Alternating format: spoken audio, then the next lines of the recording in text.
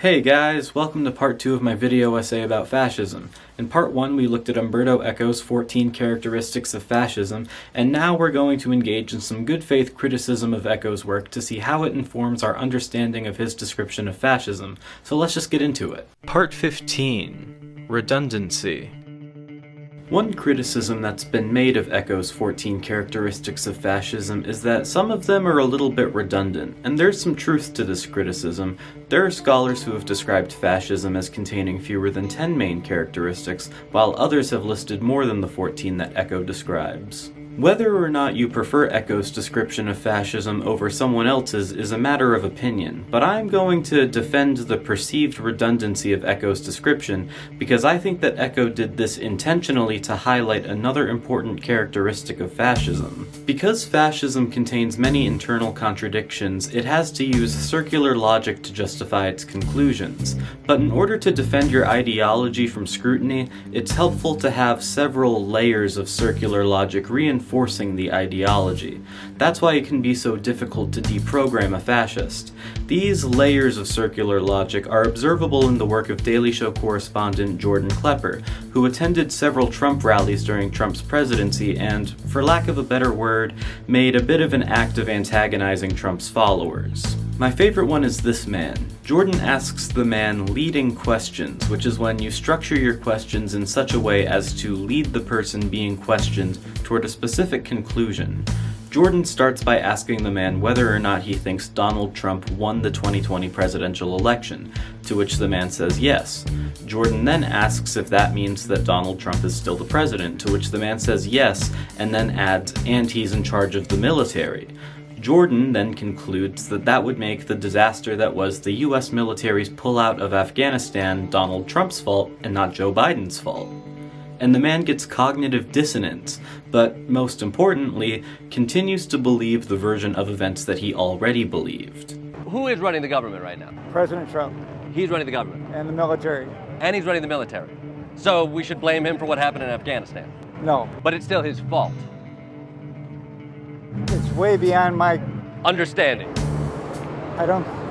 Thank you for talking to me, George. In this video, Jordan effectively cuts through this man's obsession with a plot, but upon doing so, the man just resorts to either the fear of difference or disagreement is treason. It's kind of hard to tell. In some of Jordan's other videos, the Trump supporters even get a bit confrontational with Jordan when he disagrees with them. This is why de-radicalizing fascists can be almost impossible, if not downright dangerous sometimes. There are features of their ideology that allow them to resist deprogramming, plus they have a tendency to act aggressively when someone challenges their beliefs. If you're someone who is interested in trying to de-radicalize fascists in real life, first of all, be very safe. Second of all, I found this great quote from Leon Trotsky of all people that I think serves as a good guiding principle when interacting with fascists. If you cannot convince a fascist, acquaint their head with the pavement. Part 16. Anticapitalism? There are several points in his essay where Eco identifies fascists as being anti-capitalist. This is completely false.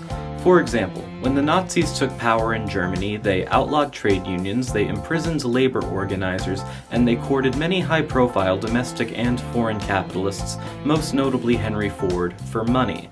While it's true that the populist rhetoric of fascists occasionally includes vague allusions to anti-capitalist sentiments, all fascist movements so far have been hyper-capitalist in practice. This isn't to say that fascism always has a perfect relationship with capitalism. For example, here in the US, many fascists are anti-vaccine, but most businesses are pro-vaccine because they don't want their employees to miss work with an illness.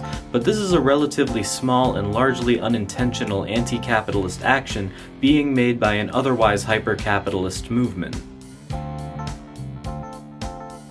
There are many scholars a little to the left of Eco, such as the late Black Panther George Jackson, who have argued that not only are fascists hyper-capitalist, but that fascist movements can only form in times of crisis for capitalism, and that the sole reason for fascism's existence is to protect capitalism.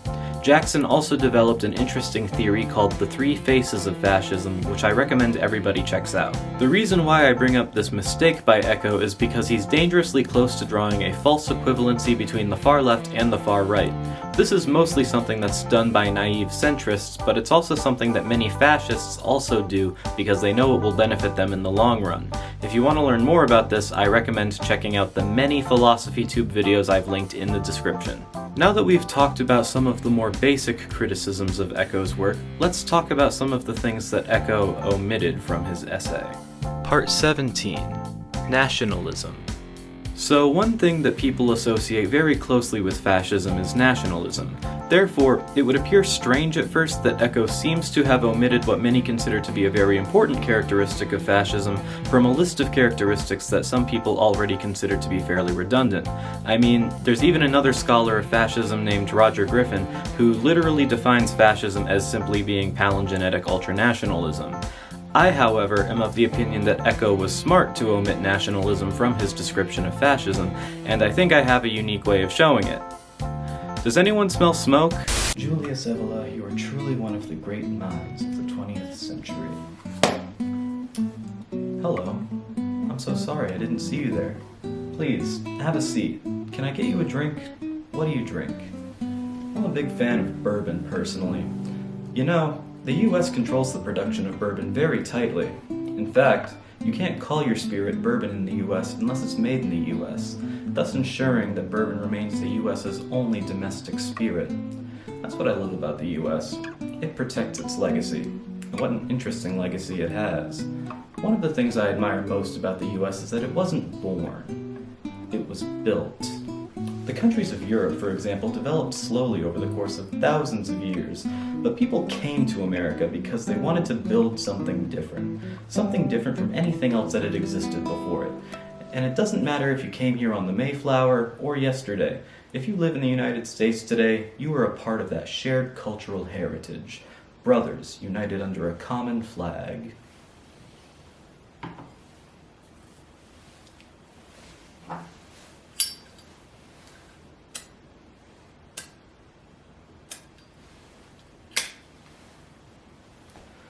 You wouldn't happen to have a match.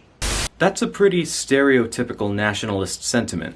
We're all brothers because we share a common heritage. It's also the kind of thing that fascists say pretty frequently. However, the fascist does not believe a single word of it, and I'll prove it. For example, if you're African American, it really doesn't matter how many generations your family has lived in the United States for. Your family could have been brought here on the first ships that were carrying slaves in 1619. You will never be considered American by the white fascists. It's at this point that you're probably starting to realize that this behavior that we're talking about, using rhetoric that's meant to bring people together and then making some pretty notable exceptions to that rhetoric, is already covered by one of Eco's 14 characteristics. It's just selective populism, except now we're using nationalism as the framing device instead of populism. American fascists will say that all Americans share a common heritage, while they make exceptions for anyone that they don't consider to be American. Fascists will say that they believe in equality, while writing laws that enshrine their perceived superiority over others. Fascists will even go so far as to say that they believe in the sanctity of life, while they load people onto trains. And that brings me to Eco's other big omission from his description of fascism, something that I've been avoiding talking about because I've been saving it for this part of the video. It's time to talk about the juice. Part 18. Antisemitism. There are few things more closely associated with fascism than anti-Semitism, and the histories of the two are deeply intertwined. But when a fascist says something anti-Semitic, or blames something on the Jews, or attacks someone that they think might be a Jewish person, what are they actually doing? They're scapegoating an imaginary enemy. Now don't conflate this as me saying Judaism doesn't exist, because it does, but the version of Judaism that exists in the mind of the fascist is completely fictional, and not in any way related to what Judaism actually is, which is just another religion. I'm also not saying that fascists aren't anti-Semitic, because they sure as hell are, but simply saying that anti-Semitism is a core characteristic of fascism can lead to misunderstandings about what fascism is and what the role of anti-Semitism is in fascist movements that are anti-Semitic. It can also give people who would otherwise be considered fascists a shield to hide behind by claiming that they can't be fascists because they aren't anti-Semitic. So what am I saying? Well, I prefer to think of anti-Semitism and fascist movements not as a characteristic of fascism, but as a product of the characteristics of fascism. Because at times where fascists can't be openly anti-Semitic, they'll just find a different group of people to blame for everything. Like communists or something. And while it's true that many fascists believe that things like feminism and communism are just Jewish conspiracy theories, I think it's safe to say that since the enemies fascists like to blame for everything are imaginary, then they're also fungible. Meaning that, like, if we imagine an alternate history where Judaism never existed but everything else is exactly the same, the fascists in that timeline are just gonna blame everything on a different group of people. And if the fascists' hatred for one group of people can just be traded for hatred of a different group of people, then I think it would be intellectually dishonest to classify the fascists' hatred for a specific group of people as a core characteristic of fascism, when it seems pretty clear that fascists just like having an enemy to define themselves against, and they don't particularly care who it is. As mentioned earlier, including anti-Semitism as a characteristic of fascism can also paradoxically give fascists a tool to hide their fascism, because as many people have said before me, contemporary fascists are pretty aware of a lot of the scholarship that's been done to describe their ideology, and so they actively take measures to avoid meeting all of the criteria for being fascist movements, at least when they're in public. And quite frankly, fascists can easily avoid being openly anti-Semitic by just using dog whistles, so even if we were to include anti-Semitism as a characteristic of fascism unto itself, that wouldn't necessarily make it any easier to tell who is and is not a fascist. The other problem that would come with including anti-Semitism as a characteristic of fascism is that, for reasons we're about to get into, it would complicate conversations about whether or not someone like Ben Shapiro is a fascist. If you don't know who Ben Shapiro is, first of all, lucky you. Second of all, where is the rock that you live under, and is there room for me under there? Seriously though, Ben Shapiro is a far-right media personality who covers topics like politics, economics, women's rights, and trans rights. Also, he's Jewish. It's at this point that I feel the need to clarify that I am not trying to imply that Ben is a self-hating Jew by waiting until this part of the video to talk about him. I do not think that Ben has an ounce of anti-Semitism in his heart, and I think that he is incredibly proud of his faith. However, that doesn't change the fact that there are a lot of fascists in the audiences of Ben and his fellow Daily Wire personalities. And it also doesn't change the fact that many of Ben's public statements closely resemble those made by openly fascist public figures like David Duke and Richard Spencer. So even if we did include anti-Semitism as a characteristic of fascism, would it make sense to disqualify Ben from being a fascist on the grounds that he's Jewish, when the values he publicly supports closely align with those of actual fascists? To which the clear answer is, I don't know man, this shit's complicated. I just wanted to play guitar for a living, leave me alone, God! In all seriousness though, to tie together the argument that I'm making in this section, I would say that the conversations themselves about whether or not Ben Shapiro is a fascist make pretty compelling cases for why we should not let the absence of one characteristic of fascism prevent us from classifying certain groups and individuals as, at the very least, fascist adjacent, because as we've seen so far, if it looks like fascism and it sounds like fascism, then it probably is fascism. And that's going to have to conclude the section of this video on anti-Semitism because it's a very big topic and we still have other important things to talk about. So if you want to learn more about anti-Semitism specifically, I've linked Abigail Thorn's video about it in the description to this video. Part 19. The Burning Question. So I said that we were going to apply Echo's description of fascism to what's happening in the United States right now, and we've already done a lot of that, but I know what you're all thinking. Who specifically are the fascists? Is it Mitch McConnell or Donald Trump? Or maybe Joe Biden and Nancy Pelosi? Tell me who the fascists are. I want to know. And I can't tell you. Let me rephrase that. I do consider myself capable of identifying who is and is not a fascist, but I can't tell you in this video because I'm afraid that if I do, someone powerful might see that I called them a fascist and make my life miserable. And I can't afford that shit, so I am only going to speak in generalities here. With the possible exception of a single senator who does not represent my state, pretty much every Republican in the US Senate and House of Representatives can justifiably be called a fascist. I would even go so far as to say that several high-ranking Democrats meet just enough of Echo's description of fascism when they're in public that they might be full-blown fascists when nobody's looking. You might call them closet fascists. And so far, I've found that these observations also apply to those who hold office in the various state governments. If you've been paying attention for this whole video, you should have all the tools you need to identify a fascist. But if you ever forget Echo's description of fascism, this video will always be here to refresh your memory. Also, congratulations if you're still here. Closing thoughts.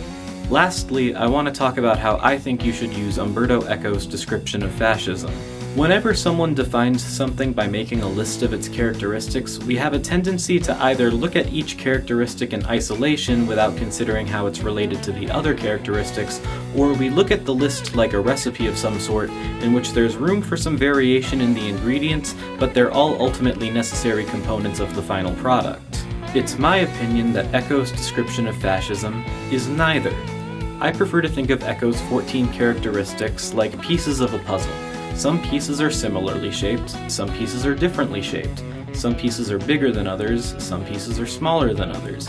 But as long as you can tell what the picture is that the puzzle is depicting, you can remove one or even several pieces from the puzzle and still be able to tell what it's depicting.